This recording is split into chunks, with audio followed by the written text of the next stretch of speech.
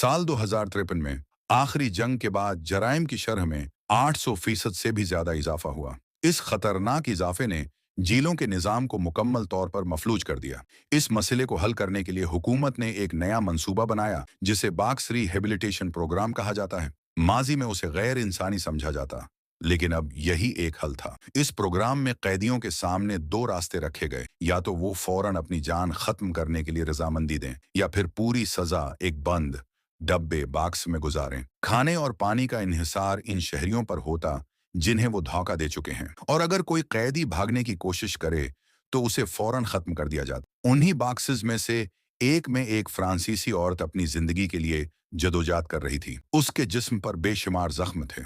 उसे 4 साल की सजा सुनाई गई थी और अब भी उसकी सजा के 2 साल बाकी थे। उसके बर्तन में पानी खत्म हो चुका था। जब उसने खिड़की खोली तो खाने की बजाय अंदर एक उस्तरा रेजर रखा था। कुछ देर झिझक के बाद उसने हार मान ली और इस इस्तरे को इस्तेमाल कर लिया। ऑस्ट्रेलिया के एक पथरीले जजीरे के साहिल पर दर्जनों ऐसे बॉक्स पड़े थे। एक दिन 2 बच्चे खेलते हुए रबड़ की गेंद उनमें से एक बॉक्स पर फेंक बैठे, जिससे अंदर सोई हुई औरत जाग उठी। ये थी कैदी नंबर 13। उसने देखा कि उसके हाथ और पांव बंधे हुए हैं। वो अपने दांतों से रस्सी काटती रही और बलाखिर आजाद हो गई। उसे 7 साल की सजा मिली थी और ये उसका पहला दिन था। अचानक दीवार पर लाइट चमकी और एक छोटा सा दरीचा खुला। कैदी नंबर 13 ने बाहर झांका तो वही बच्चे जा रहे थे। एक लम्हे बाद रोशनी बुझ गई और दरीचा बंद हो गया। वो चीखती रही, आजादी की भीख मांगती रही। फिर एक स्क्रीन रोशन हुई और एक वीडियो चली जिसमें बताया गया कि ये निजाम कैसे काम करता है। आखिर में सिर्फ एक जुमला लिखा था, तुम वहीं हो जहां तुमने रहने का इंतखाब किया है। ये सुनकर 13 के हवास टूट गए। वो दीवारें पेटने लगी और बेकसूर होने की कस्में खाती रही, यहां तक कि थक कर बेहोश हो गई। कुछ वक्त बाद हंच दोबारा खुला। उसने खाने के लिए बर्तन बाहर निकाला, मगर कुछ नहीं मिला। मायूस होकर वो बाकस के कोने कोने को टटोलने लगी, किसी रास्ते की तलाश में। लेकिन एक जगह ज्यादा देर हाथ रखने पर उसे हल्का झटका लगा। फिर भी वो बाज न आई और तलाश जारी रखी, मगर कुछ हासिल न हुआ। वक्त गुजरता गया और तन्हाई ने उसके ज़हन पर असर डालना शुरू कर दिया। वो अपने नाखनों से दीवारों को नोचने लगी। बस यही उसकी तफरीक रह गई थी। दूसरी तरफ एक और बॉक्स में एक और कैदी जाग रही थी। उसे 2 साल की सजा मिली थी और अब भी 500 दिन बाकी थे। कभी कभार वो एक आवाज सुनती जो उससे पूछती, क्या तुम अभी जिंदा हो? एक शाम उसने लाइट पैनल के साथ छेड़छाड़ करने की कोशिश की, मगर कैमरे ने फौरन पकड़ लिया। अलार्म बजने लगा और एक आवाज ने ऐलान किया, एक्सटर्मिनेशन शुरू होने वाला है। छत से लोहे की सुलाखें नीचे आने लगी। कैदी खौफ में चीखती रही, मदद मांगती रही, मगर कोई जवाब न आया।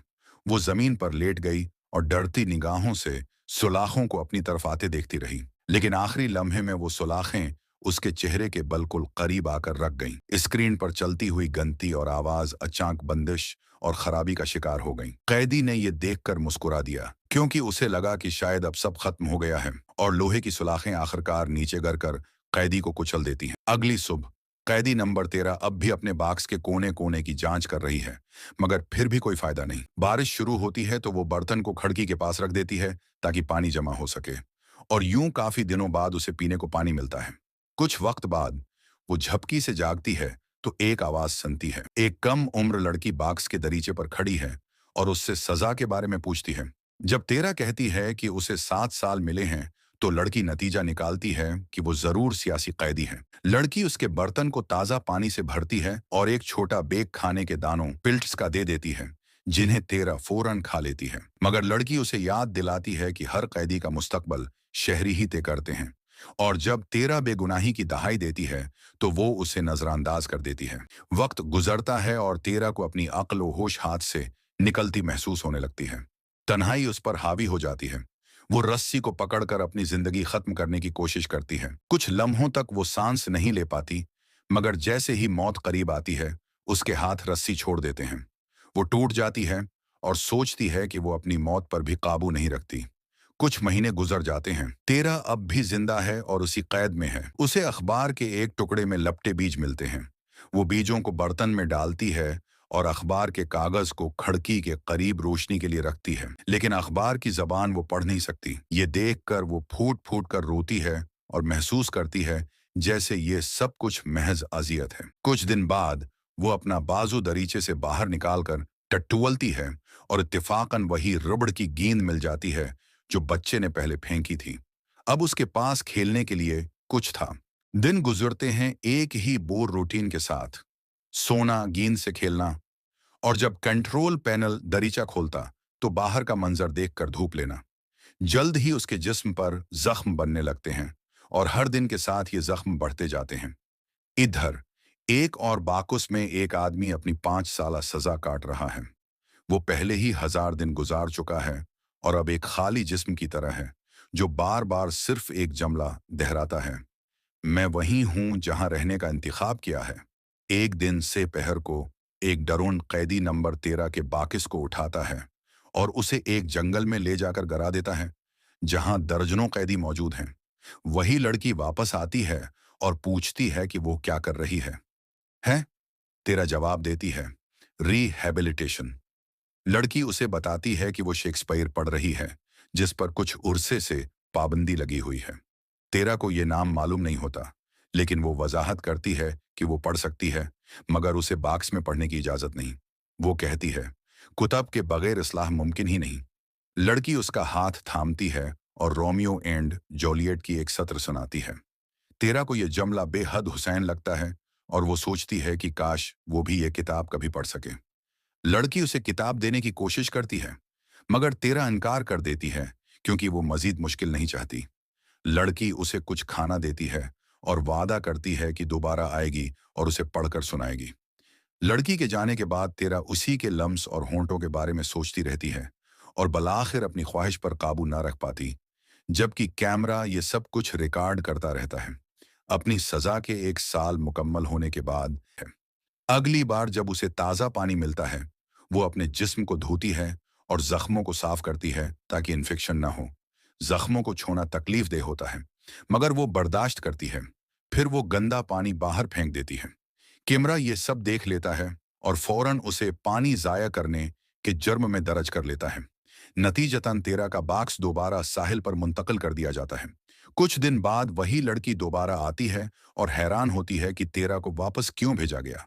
जवाब देने के बजाय तेरा पूछती है कि वो कैसे फैसला करती है किस कैदी को खाना देना है। लड़की बताती है कि वो सिर्फ घूमती है और कैदियों से बात करती है। आज तूफान आने का अंदेशा है, इसलिए उसे जल्दी जाना होगा।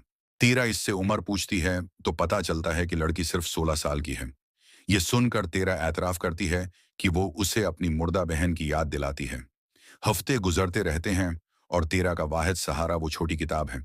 वो उसे बाक्स की एक दरार में छुपा कर रखती है और जब भी पढ़ना चाहे एहतियात से निकालती है, हमेशा इस तरह की कैमरे की नजर न पड़े।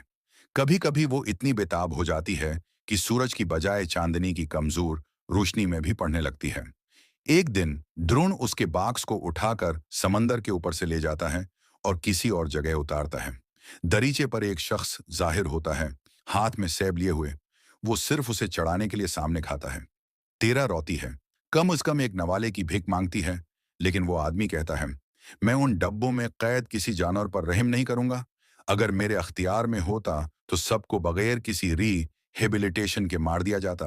कुछ तल्ख जमलों के तबादले के बाद वो आदमी सौदा पेश करता है, अगर तुम मुझे अपनी होश पूरी करने दो तो मैं तुम्हें ये सेब दे दूंगा। भूख से मजबूर 30 राजी हो जाती है और दरीचे की तरफ झुक जाती है। जैसे ही वो आदमी इस पर जुल्म करता है, गशत करती ड्रोन उन्हें रंगे हाथों पकड़ लेती है। अचानक फायरिंग शुरू हो जाती है। वो आदमी फौरन मारा जाता है और एक गोली बाकिस के अंदर घुसकर तेरा की टांग जख्मी कर देती है। शदीद तकलीफ के बावजूद तेरा हाथ बाहर निकालकर सेब खींच लेती है और बेताबी से खाना शुरू कर देती है। लेकिन जल्द ही उसे पता चलता है कि सेब तो कीड़ों से भरा हुआ है। वो उल्टियां करने लगती है। इस रात अलार्म की आवाज से वो जागती है। एक आवाज ऐलान करती है, खाने के बदले सौदा करना कवानीन के खिलाफ है। अब तुम्हें सजा दी जाएगी। 7 दिन तक तुम्हें नींद से महरूम रखा जाएगा। यह पहला और आखिरी वार्निंग है। अगर दोबारा कानून तोड़ा तो तुम्हें फौरन मार दिया जाएगा। अचानक पूरे बाक्स में तेज रोशनी जल उठती है और अलार्म लगातार बजता रहता है। अगले 7 दिन तक तेरा नींद की एक पल भी नहीं ले पाती। कैदी नंबर 13 अपनी कमीज से आंखों और कानों को ढांपने की कोशिश करती है, मगर कोई फायदा नहीं। वो सिर्फ चीख सकती है क्योंकि मुसलसल अलार्म और रोशनी ने उसके दिमाग को तबाह कर दिया है। कभी कभार वो अलार्म बंद हो जाता है और तेरा आंखें मूंद कर सोने की कोशिश करती है। लेकिन जैसे ही नींद करीब आती है, अलार्म दोबारा बज उठता है। उसी बेख्वाबी के हिफ्ते में उसकी सजा के 2 साल मुकम्मल हो जाते हैं। कुछ दिन बाद तेरा देखती है कि बाक्स के बाहर लोग खुशी खुशी अपनी जिंदगियां गुजार रहे हैं। अचानक आवाज आती है कि इस पर गलत मुकदमा बना था और शहरियों तेरा को लगता है कि वो चेहरा जाना पहचाना है, मगर पहचान नहीं पाती। वो औरत सूफे पर बैठकर चाय का कप घमाते हुए कहती है, ये सब वहम है, तुम्हें रहाई नहीं मिल रही। वो औरत दरअसल वही है जो तेरा कैद होने से पहले थी। वो हिंसते हुए दिमाग की चालों और वहमों की वजाहत करती है, जबकि तेरा दर्द से रोती रहती है।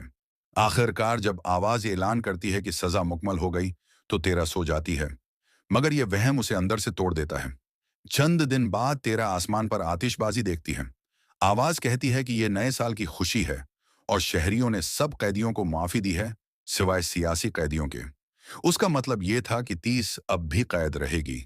इसी रात 30 को महसूस होता है कि उसके दानत गरने लगे हैं।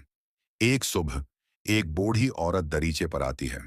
वो जंग आलूद इस्तरा बाक्स पर मारते हुए बताती है कि उसने 15 साल एक बाक्स में गुजारे हैं और अब वो अपने आप से नफरत करती है। वो इस तरह तेरा को दे देती है, मगर तेरा उसे इस्तेमाल करने की हिम्मत नहीं करती। कुछ दिन बाद शेक्सपियर पढ़ने वाली लड़की वापस आती है। इस बार तेरा को यकीन करने में वक्त लगता है कि यह कोई वहम नहीं है। लड़की पानी देती है और हाथ छोकर शेक्सपियर का जमला दोहराती है। इस बार तेरा जमला मुकम्मल कर देती है। कुछ महीने बाद तेरा का पेट बड़ा हो जाता है। हकीकत सामने आती है कि वो एप्पल वाले आदमी की वजह से हामिला है। अगली बार जब लड़की आती है तो कहती है कि उसके लोग उसे बचाना चाहते हैं और अपनी तहवील में रखना चाहते हैं। लेकिन उसकी बात मुकम्मल होने से पहले ही अलार्म बज उठता है, दरीचा बंद हो जाता है और लड़की भाग जाती है। तेरा बस चीख चीख कर अपना दुख बयान करती रहती है। कुछ हफ्ते बाद एक नया आदमी दरीचे पर आता है। वो देखता है कि तेरा हामिला है और अब भी 4 साल बाकी हैं। वो कहता है, रहम को पहचानती हो? देखो वो बाक्स जल रहा है। तुम्हारे लिए सबसे बेहतर यही है कि एक झटके में मर जाओ। लेकिन तेरा इनकार कर देती है। बाद में वो छत से पानी टपकते देखती है। एक ढेला पीच निकालती है और नाखन रगड़ने के लिए इस्तेमाल करती है। फिर सुराख खरचती है ताकि बड़ा हो सके। कुछ महीने बाद तेरा को दर्द इज़ाह शुरू होता है। वो घुटनों के बल बैठती है और जान तोड़कर बच्चे को जन्म देती है। नाल को दांतों से काटती है और बच्चे को सीने से लगाती है। लेकिन इसी लम्हे अलार्म बजता है और आवाज ऐलान करती है, बाकिस में दूसरा इंसान लाना कानून के खिलाफ है। सजा, मौत। गैस पूरे बाक्स में भर जाती है और तेरा बेहोश हो जाती है। जब आंख खुलती है तो उसका बच्चा गायब होता है। वो पागलों की तरह चीखती है और अपने बच्चे को वापस मांगती है। 4 साल की कैद के बाद तूफानी बारिश और समंदरी लहरें बाक्स पर टकरा रही होती हैं। सुराखों से पानी अंदर आने लगता है और बिजली के पैनल को खराब कर देता है। तेरा हाथ बाहर निकालती है तो सिस्टम गड़बड़ा कर दरीचा उसके हाथ पर बंद कर देता है। वो चीखती है, खून बहता है, मगर बलाखिर सिस्टम दोबारा गड़बड़ाता है और दरीचा खुल जाता है। वो आजाद तो हो जाती है, मगर हाथ टूट चुका होता है। कुछ दिन बाद वो एक कीड़े को कुचल कर खा लेती है, हालांकि मतली से बेहाल हो जाती है। पानी अब इतना भर जाता है कि बाकस डूबने लगता है। फिर भी वो अपनी छोटी किताब पढ़ने की कोशिश करती है। पानी बढ़ता है और वो बेमुश्किल खड़ी रह पाती है। सिस्टम ऐलान करता है कि गैर कानूनी मुदाखलत हुई है, उस लिए एक्सटर्मिनेशन शुरू किया जाएगा। तेरा पानी में डूबने से बचने की कोशिश करती है। उसी लम्हे एक ड्रोन बाकुस को उठा लेता है, लेकिन आसमान से बिजली गिरती है, ड्रोन तबाह हो जाता है और बाकुस नीचे गिर कर समंदर की लहरों में बहने लगता है। अगली सुबह 3 नौजवान साहिल पर खेल रहे होते हैं। वो बाकुस को किनारे पर आते देखते हैं, फिर कैदी नंबर 13 को भी, लेकिन वो परवाह नहीं करते और घर चले जाते हैं।